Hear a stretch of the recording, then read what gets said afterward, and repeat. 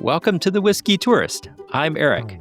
And I'm Gabe. We're two friends exploring the world through whiskey, one pour at a time. Each episode will take you to new destinations, uncover local whiskey culture, and share the flavors, traditions, and people that make every place unique. So grab a glass, pack your curiosity, and come along for the ride. Good to see you again. It's been a little while, couple of weeks. It's been a little while since we got a chance to sit down and chat a little bit about our lives and, of course, about whiskey and some nice pours. Yeah. So I've been away on a boat for about a week here on a cruise with the family. We'll talk about that in a minute. And you haven't cruised too much, have you? You haven't been on a boat before. A big Yeah, ship, right? yeah, exactly. I mean, today's episode is going to be a little different. We are not on land. We are not in Louisville. We are not in Baltimore. Today, we are going to the sea. Well, Eric went to the sea. I'm safely on land where things do not randomly start moving beneath my feet. So I'll say up front, cruise life is probably not my thing. The folks who have been on these cruise ships before will know what I'm talking about. Like, once you've been on a boat for about a week, you'll still get on land, and you'll every so often you'll feel like there's a little motion. And if that's saying something, I don't know if that's going to convert me, let me tell you. It's not bad, just a little thing every so often. But Yeah, yeah, but you know what?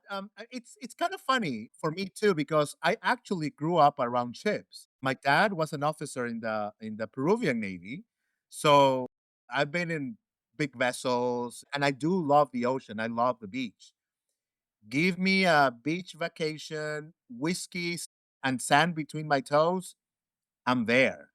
But again, for me, it's something about being on kind of like a floating city, rocking back and forth and having that feeling after you landed.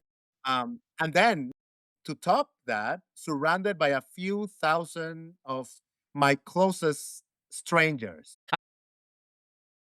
So my brain and my stomach start negotiating the exit plan right there. that is one of the drawbacks. There's a lot of people on the boat. Some boats are better than others. Depends That depends on the cruise line. and then let me be honest, my motion sickness is not just a boat thing. Planes, small jets, helicopters. I mean, I got that in Hawaii. I turn into John Candy in planes, trains, and automobiles, but with a greener complexion and sometimes a little bit of puking. So a lot less dignity. Oh my gosh. I know, Well, very vivid, right? we'll keep you off the boats for a while. So what are you drinking tonight or today, this Okay. afternoon?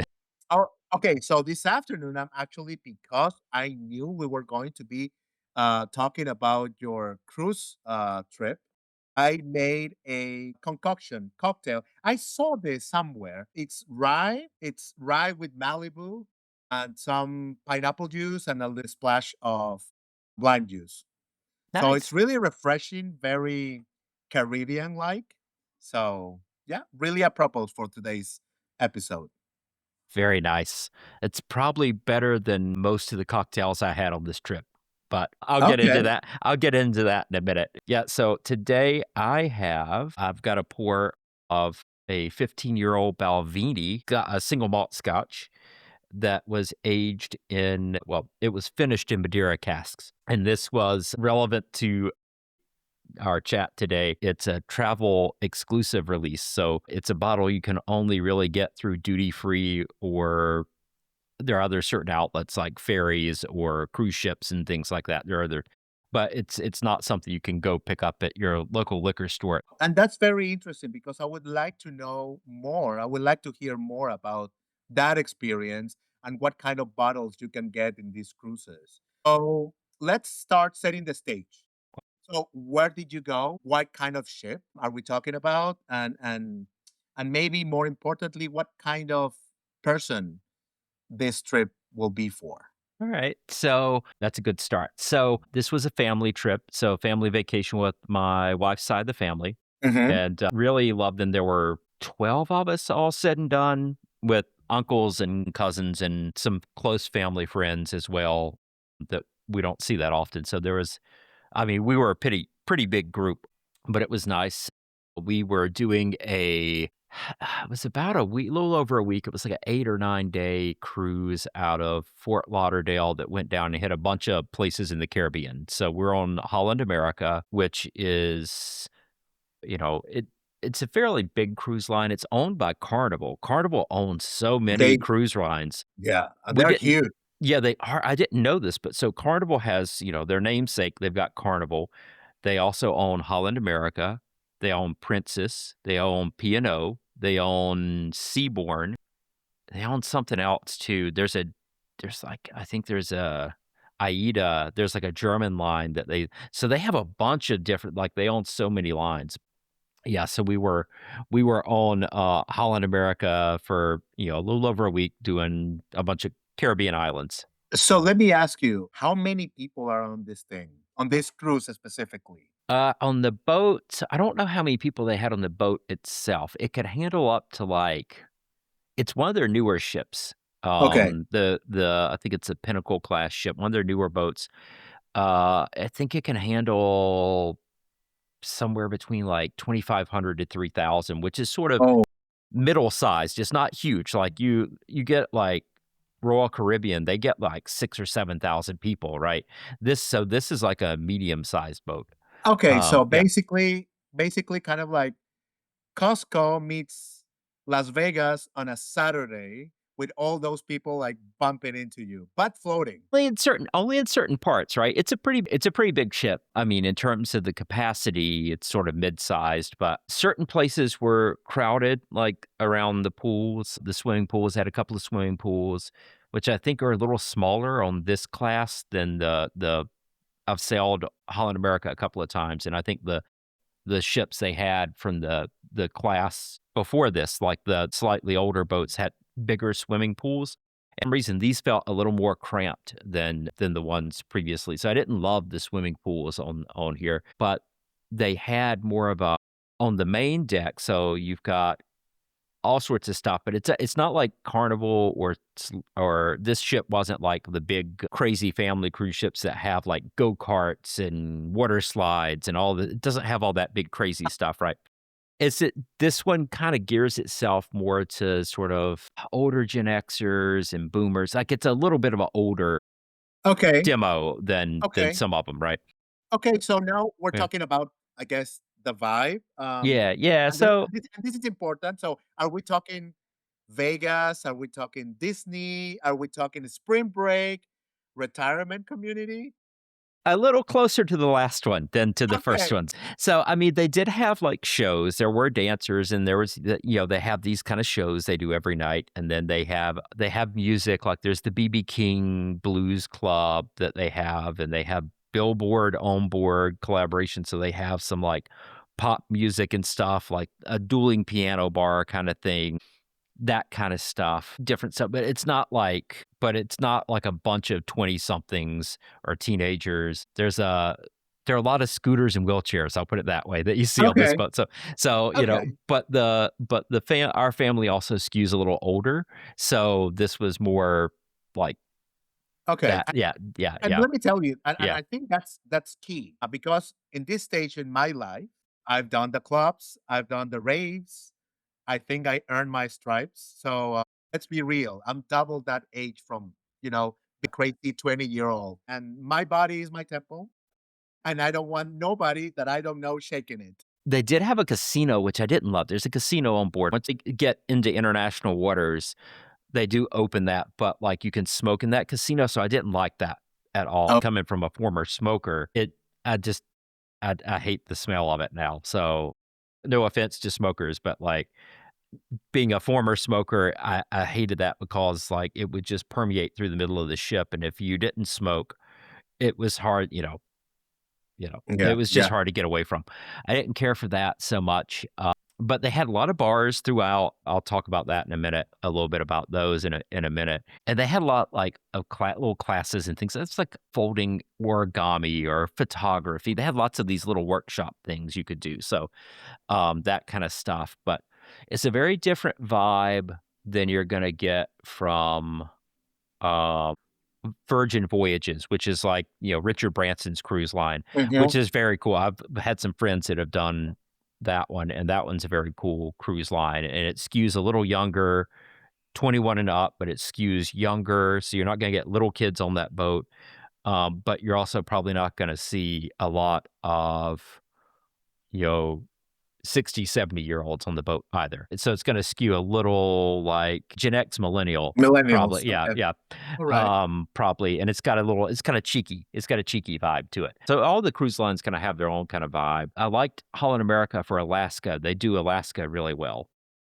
So they were great for Alaska. We've also cruised like Viking, which is pretty cool. That skews older, but they're like very fit and active older folks. Like I feel like I'm an old soul. It's like I really liked Viking, but it was also inclusive. So you paid your fare and like I didn't feel like I was getting nickeled and dimed a lot. It wasn't Okay. like an upcharge for this or an upcharge for that. It was nice and included, like, at every port, there was at least one excursion that was included in your cruise fare already, which was cool. So, like, I liked Viking for that, like, that all-inclusive kinda vibe where you weren't getting hassled about stuff.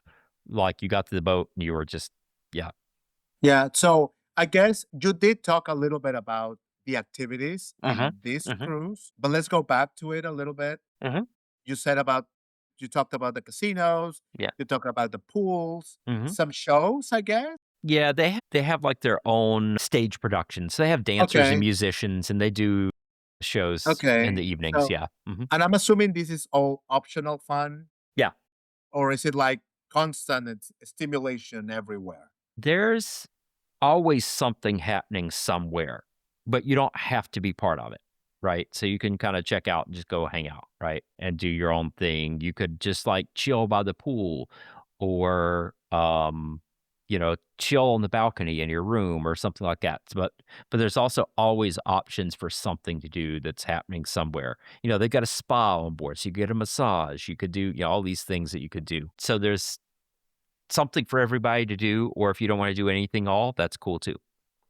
Yeah. And how about food? Because that's always a good selling point. Yeah, yeah, the food's good. I've had really good food, and I've kinda had so-so food on some of these cruises, right? Okay. It depends. So there are some restaurants on this cruise line that were kind of, specialty dining, so we did a couple of those on the boat. So the general dining room is great. They have, like, seated dining, and they do three-course meals every evening, which is nice, and it's usually the food's good, but it's not gonna I mean, it's not amazing, but it's good. Okay.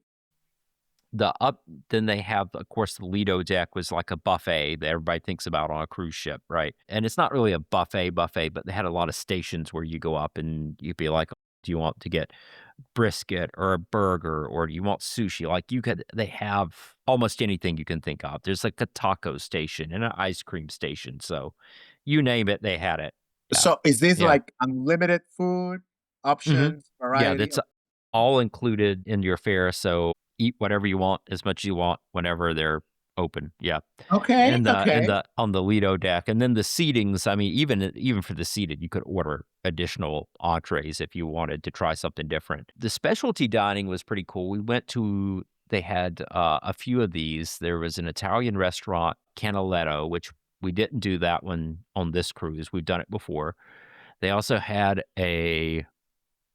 another one that was like a Belgian or a French-inspired Rudy's Sel de Mar, which was like a French or Belgian-inspired food. So they had, like, I think that we went one night and I had Dover sole, which was fantastic, and they had slightly different wine options, things like that. They had some different food options and things you wouldn't get in the normal dining room there. So it's a little nicer.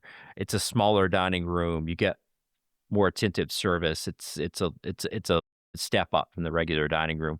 And then they have a steakhouse, like a, traditional, like it wasn't Ruth's Chris, but it's that same kind of that style.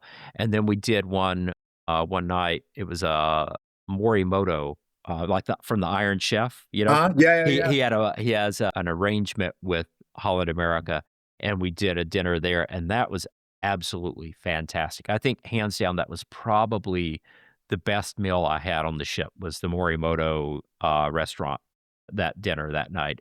Their sort of pop-up. They do it a couple of times during the cruise, but, that one was kind of tucked away in this cozy restaurant on one of the upper decks of the ship, and the service was fantastic, the presentation was fantastic. I had, a sashimi starter, and then it Mhm. had I can't remember, I'm trying to remember now.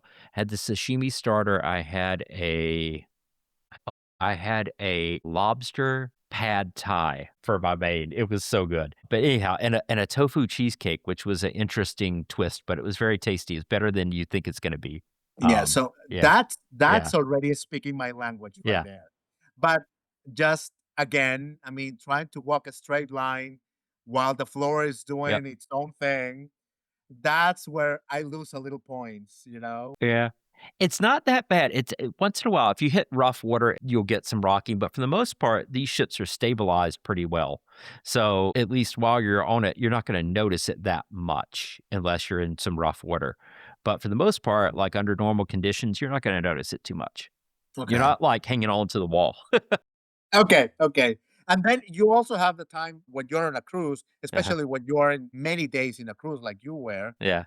then you do excursions as well, Yeah, yeah, right? yeah, we do, we do. So we did a few of these and, we can talk about it a little bit. It's not all sort of whiskey focused, but I thought it was interesting. So we did a couple of excursions. We like to go, like we went out on a catamaran and we did some snorkeling and stuff like that. One of the things that was kind of cool in one of the stops, they have some racing yachts from the 80s from the America's Cup. Mhm. And so we got to basically crew a racing yacht in a regatta at one of these stops, which was really, really kind of cool. So, to man the sails and the winches and all that and race against some other boats. That was maybe one of the coolest things we got to do. But, most of these we did, you get off the big ship, you get on a smaller boat and you go out and, swim with the fishes or what have you, which is kind of Mhm. cool. They have other stuff you can do too, at each of the little islands, but they all have Yeah. the same kind of retail. And even that, so you hit this duty free, right, in every port. And like you get off the boat and you get to the end of the pier and then there's usually a duty free shop. And most of these duty free shops in these ports carry most of the same stuff. Like I'm like, okay, you get to the little shops that are selling t-shirts and hats and flip-flops and whatever. And duty free is like got all your kind of standard stuff. So in the Caribbean, it's mostly rum. They do have a little whiskey in there. I did see some, Mhm. but nothing crazy. I saw more interesting whiskey options, I think, in the duty free at the Fort Lauderdale Fort airport Lauderdale. than I saw in on the day before we got on the ship and we flew in, more than I saw actually on the cruise down in uh, in the islands, because those were more heavily into the rums and the local rums, and then Yeah, that's what you that figure stuff. when you're Yeah, talking about yeah. Caribbean places, but now that we're talking about whiskey and duty frees, and I know that that's the part that you were waiting on, Eric.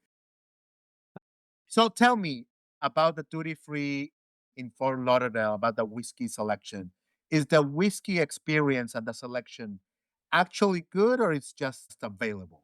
Yeah, so it's gonna depend on what you're looking for, right? So duty free kind of falls into uh and I'm gonna use a generalization here because there are some really high-end specialty kind of experiences that you'll see, like, particularly if you do, like, if you're in London, like Heathrow Mhm. or somewhere, like McAllen has their own whole boutique there, right? But, for instance, in Fort Lauderdale or any of these other major international airports, duty free, you've all been through these retail kind of stores. You know, you're basically gonna find, at least for the whiskey selection or the spirit selection, it's gonna fall into, like, 2 buckets, right? So, your first bucket is stuff you can find pretty much anywhere, and, like, your Johnny Walker, your Jack Daniels, your Jim Beam, you're gonna find that kinda stuff in the duty free. Some folks will go through, and this is perfectly fine, they'll go through and they'll say, "Okay, I can get a 1-liter bottle of Jim Beam for, I don't know, 25 $30, whatever. I didn't look at it that closely, but you get your big bottle of Beam, and then you have to look at it and say, "Well, am I getting a good price on this compared to what I could back home?" Right? So you got your price shoppers that come in and they're like, "Here are all the things that I could probably get back home, but getting it at duty free a good deal? Is it cheaper?" Yeah. So I guess for the average person, I guess you're gonna have to think about if it's something that you cannot find at home, or if it's just convenient access, or a more economic access as well, right? So Right. So that takes you into your second bucket, which is your travel exclusive retail. Right. And so those are the bottle offerings, like the one I mentioned earlier, like the one I picked up on the ship, that Balvenie with the Madeira Cask Finish. And these are things that only get released through travel retail. So there's some releases that you'll see there. Certain Macallans will only be released this way. They have their whole line. Ardbeg has a great one called Smoke Trails. Balvenie does a lot there, obviously. Um, your big companies really dominate this in many ways. So you're going to see a lot of stuff from like Diageo, Grant and Sons, Edrington, all those kind of big boys. They usually have a number of these releases where they're going to try something different or new, something you can only get access to on the cruise. A lot of them will be non-age statements. So the one I got was an age statement this go around, but you'll see a lot of things that don't have age statements. Like they've got some Macallans, like the Macallan M collection, which is pretty high end. But then they have like the Quest collection, which has a lot of they have names like Terra and Lumina and things like this that that but, they don't have an age statement, but sometimes you'll find a real gem in the whiskey, and it's sometimes because they don't necessarily wanna put an age statement on it because they might be doing some blending some older and younger distillate, and if they put a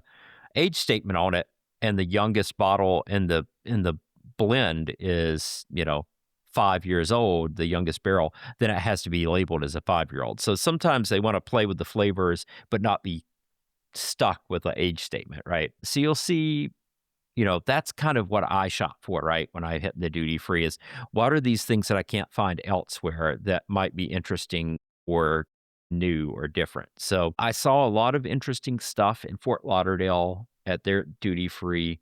On board the ship, there wasn't a ton. There was this Madeira cask finish. They had some Uncle Nearest, which was interesting okay. that they had on the ship. They had some Macallan. They had a 12, 15, and 18-year Macallan from the Colors collection. They had some Johnny Walkers. I'm trying to remember what else they had in the duty free in the shop. But they had a range of some stuff that you could probably, typically find stateside, but not a ton. They had a Lafroig Pedro Jimenez cask finish. So a peated PX cask finish, which was pretty cool. It's in the ship already, but something that you can purchase retail, or something that you can try in the bar. That one you could get both, right? So it was Okay. interesting. I didn't find so one of the reasons that I was really excited about sailing on Holland America is about a year and a half ago, to much hoopla, they put out there was a big press release and there was a bunch of press about this, but they had expanded their single barrel and single cask offerings. So they had a whole collaboration. So they had a whole bunch of whiskeys. It was like they were gonna have something like 120 different whiskeys, and, when I got on board, I quickly realized they had a specialty bar called Notes, which is kind of a play on words here. It's like music notes because it's close to all the music Mhm. venues, but it's also for, like, the notes that you get in the aromas, and the flavors of the whiskey, and it never opened. It was kind of just like it was really pretty, but they never that particular bar never opened the entire cruise, and I think one of 2 things.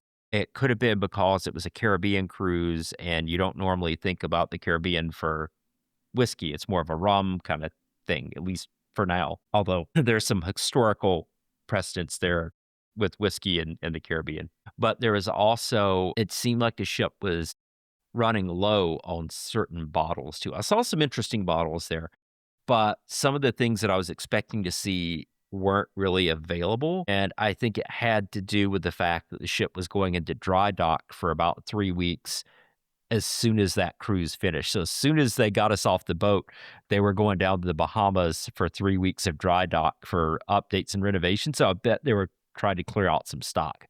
Yeah, Yeah, and yeah. that's wild. It's like going to a distillery and then learning that the tasting room is closed. Yeah, exactly. It made me sad. So one of my favorite bars on their ships, they have one, and most cruise lines have a bar like this. On Holland America, they call it the crow's nest. And so it's like on the very top deck in the front of the ship. So you're like looking out where the ship's going. It's a big row of windows across the front and a really nice bar, nice comfortable chairs and everything facing out. And usually in the evenings after dinner, we would go up and, have a nightcap up there, right? And so they had a decent selection. It wasn't amazing, but I had a 18-year Macallan, which was nice. That one was quite good. I don't know about value for the money, but it was definitely excellent.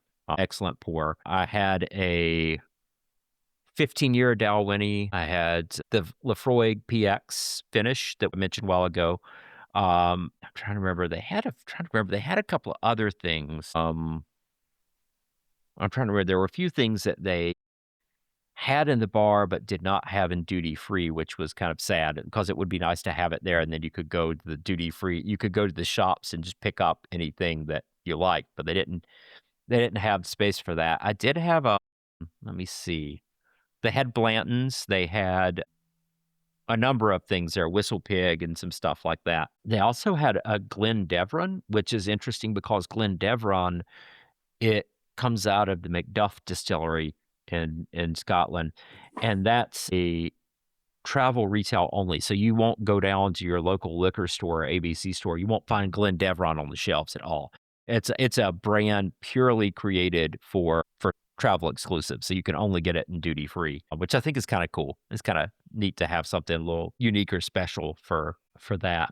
But, otherwise, so no, most of the time I was drinking things neat. I would get a mojito once in a while or something like that on the ship, but most of the time I was drinking my whiskey neat Okay. on the evenings, or I'd be drinking wine with dinner because the cocktails there, this is like a high volume bar. So all the bars are mostly high volume. So think about like when you're back in college and you're going out to the club and they're mixing drinks, you're not getting the best crafted cocktails, right? Correct. Yeah, they batch this stuff. They're in speed pours. It's not the best stuff. And I found that most of the cocktails on board at most of the bars were swimming in simple syrup. I mean, they were so sweet and so heavy. And like the mojitos, they didn't properly muddle the mint leaves or anything. It was, so it was fine, but that's the downside, right? Is it's kind of like the cocktails are okay, the food's okay.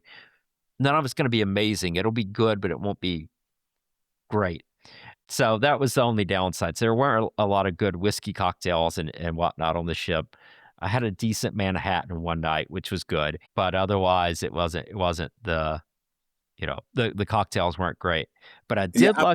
I did luck out one night though. I got a bottle kill in the crow's nest. I got a Lagavulin 16-year-old, which is one of my favorites. And they had not enough in the bottle to get extra pour. And I think they're like, Okay. well, we're not going to have this sit here for 3 weeks with like just a little fraction of it left, because I guess they didn't get not many people get a Lagavulin in the Caribbean who's getting a peated scotch in the Caribbean, except, this fool, right? And I got a bottle kill. So I got like an extra pour because it was like not quite enough for an extra pour. So I got like, basically got a double for the price of a single. So it was kind of nice.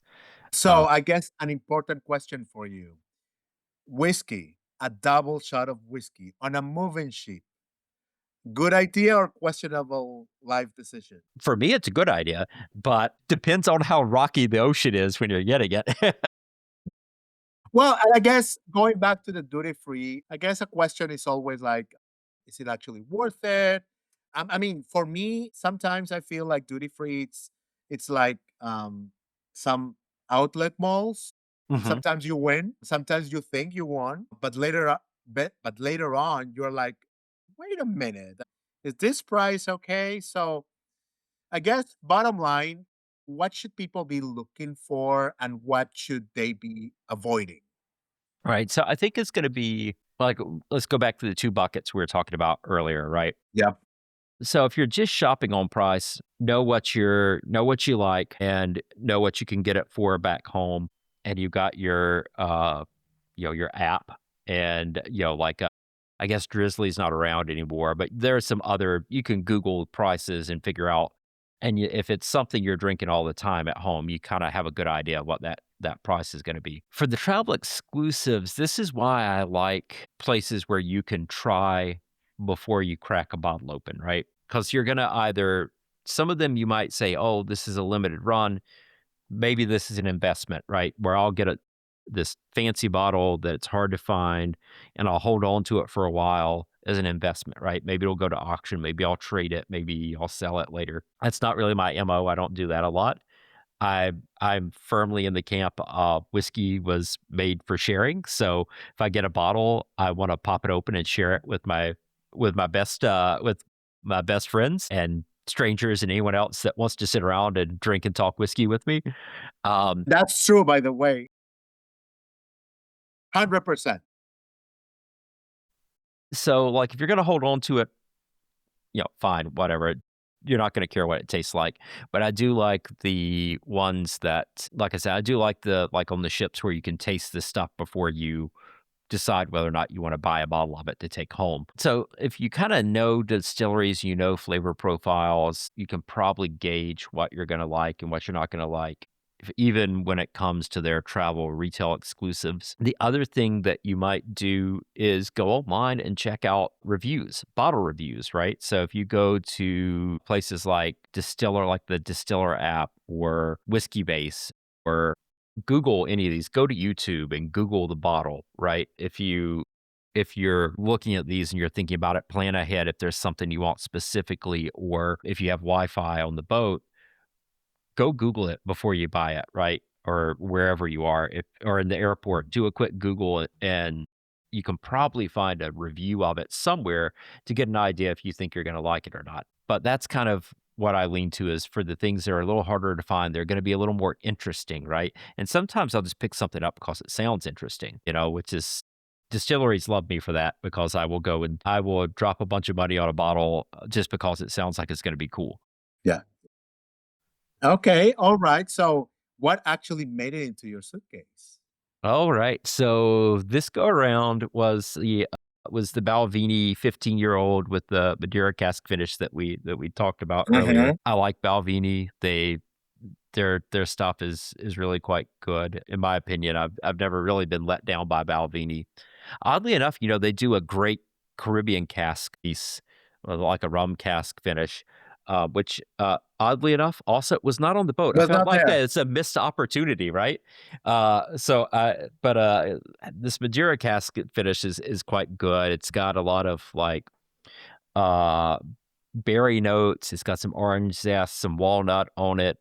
It's really opened up nicely as I've been sitting here. I'm enjoying it. So that was about $130 on the boat, um, when I got it, and I think it might be, I don't know, for a 15-year, I think that's probably a reasonably fair price for a limited release at 15 years old. I think that's probably a fair price point for this bottle, for the quality of it. Mhm. But there are definitely some, like, for instance, there were some Johnny Walkers on the boat, and they were like, "Oh, we're having a sale, and, this is, 15 or 20% off or something, whatever. And it's like the price is gonna be 60 some odd dollars there, 65 or something. And I was like, I can get that Johnny Walker for about $60 at home. So this is not like a bargain, Of right? course. So I was like, Yes. no, thank you. I'll pass on that. But that was pretty good. I only got the one bottle this time. I didn't see anything else.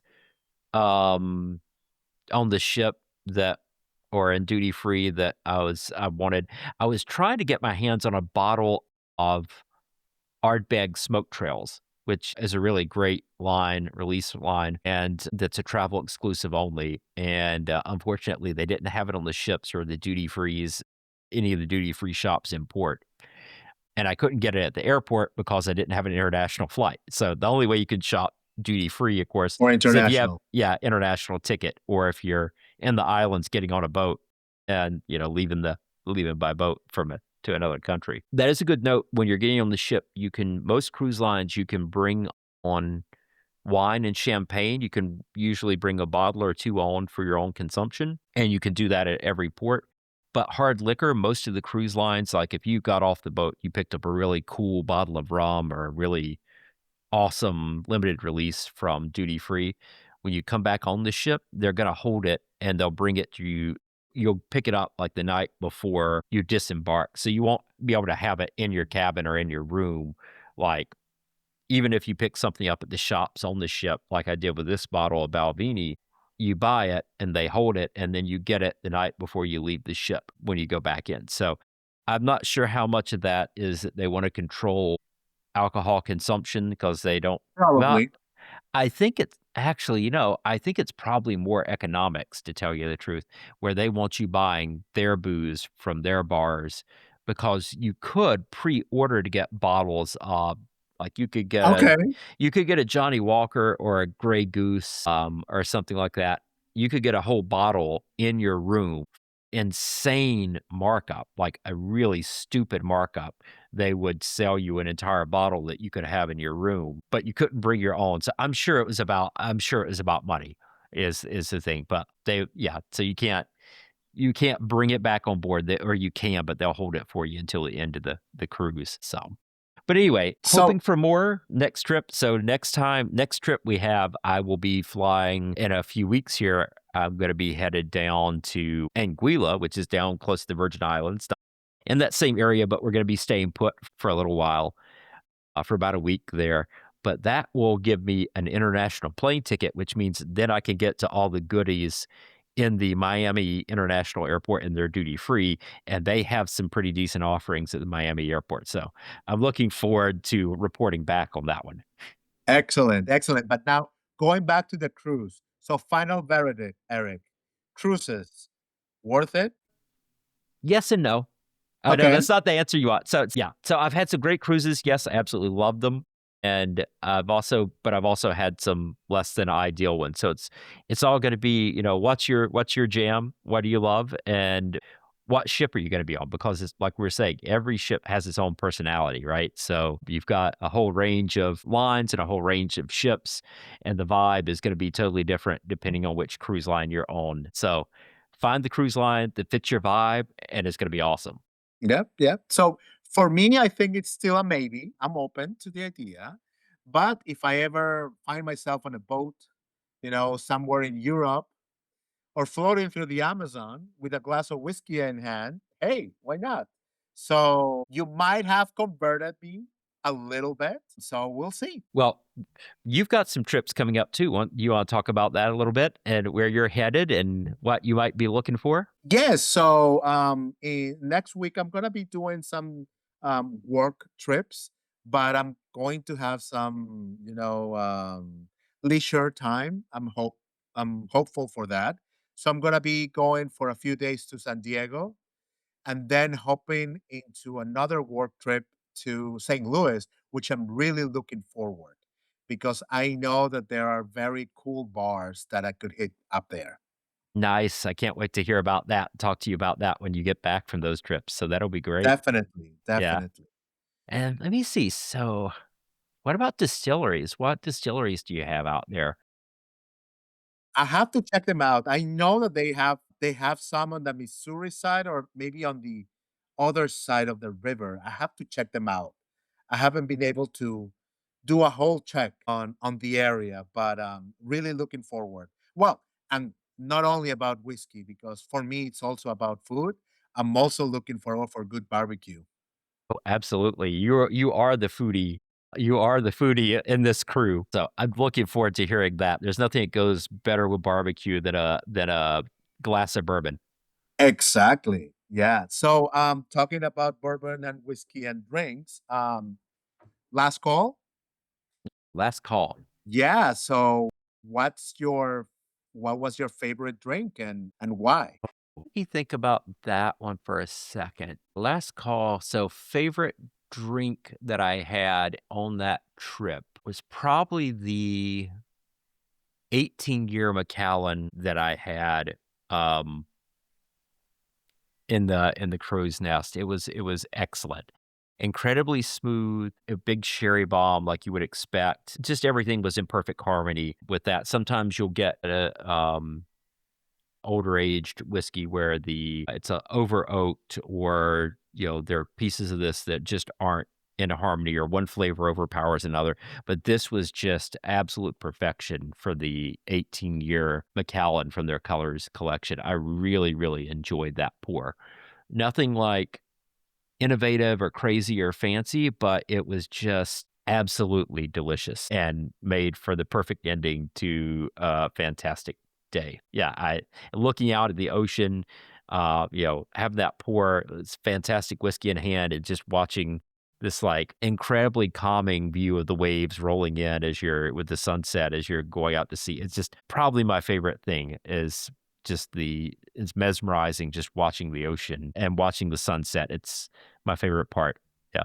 So last call, 18-year Macallan Colors Collection. Excellent. So my last call, I and before we wrap this episode up, I want to give a proper shout out to something that I'm actually tasting today. It's the Republic Restoratives Distillery Rye, which is right from my backyard here in DC. If you haven't heard from them, it's a women-owned distillery here in Washington, DC. And it's not your typical rye, I want to say. It's very spicy, but it's also very approachable.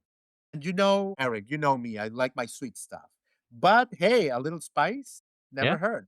So, and today, like I mentioned earlier, I did a cocktail. So I decided to take a little detour from the classic whiskey world, the old fashioned. So today there's no old fashioned. I went tropical. I know you're a fool for an old fashioned. Yes. So I mixed my Rodham rye with a little Malibu, some pineapple juice, fresh lime, and I'm not gonna lie, this thing hits. It's like DC meets beach vacation. So you have the rye backbone, which is keeping things grounded, the spicy notes, and then boom, you get your coconut, your citrus, your pineapple. It opens up everything, and it's very refreshing and a little unexpected, I would say, and very easy to drink, dangerously so. You're gonna have to give us the recipe for that so we can try it. Of course, yes, And we're gonna have to swing by Republic Restorative sometime. It's very close, definitely. and they have a really cool place. Shout out to Republic Restoratives and the Rye, repping the DC the right way. Yes, absolutely. All right, and with that, we will catch you next time. All right. We're off to the next pour.